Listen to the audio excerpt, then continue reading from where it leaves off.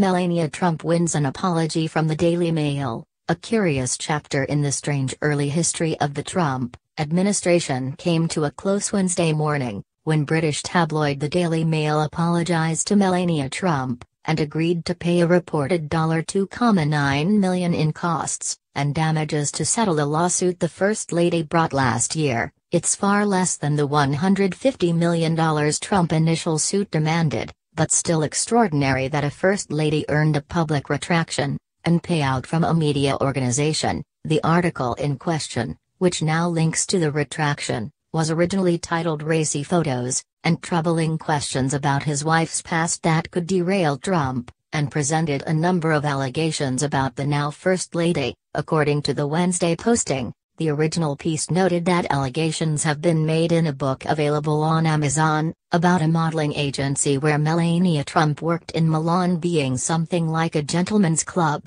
and an article published by Suzy, a Slovenian magazine, alleged that Melania Trump modeling agency in New York, run by Paolo Zampoli, operated as an escort agency for wealthy clients. Trump has steadfastly maintained that the allegations are false. Shortly after the original piece's August 2016 publication, she filed 2 libel lawsuits against the Mail, which retracted the original article, before agreeing to pay her damages and costs to settle the suits. A source familiar with the settlement told CNN the payout will be roughly $2.9 million. When reached for comment, Melania Trump's attorney Charles J. Harder, who also represented Hulk Hogan in his case against Gawker, sent a joint press statement issued on behalf of Trump, Associated Newspapers, and Mail Media Incorporated. "We accept that these allegations about Melania Trump are not true and we retract and withdraw them. We apologize to Melania Trump for any distress that our publication caused her. To settle Melania Trump 2 lawsuits against us,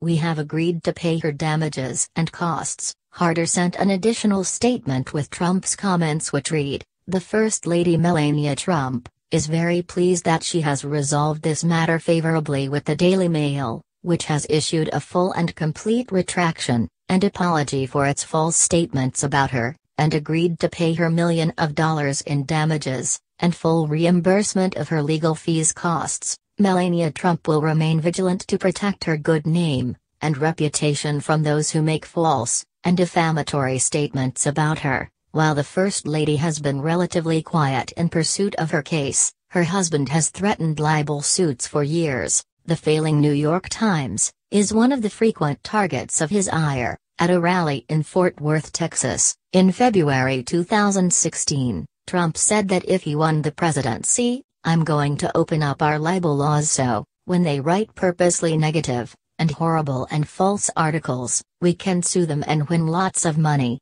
His threats have proven mostly idle and unsuccessful thus far though. In 2006, he sought $5 billion in damages from Timothy L. O'Brien, who was then a staff writer at the Times, for reporting in his book Trump Nation that Trump net worth was far less than he claimed, $150 to $250 million, versus $4 to $5 billion.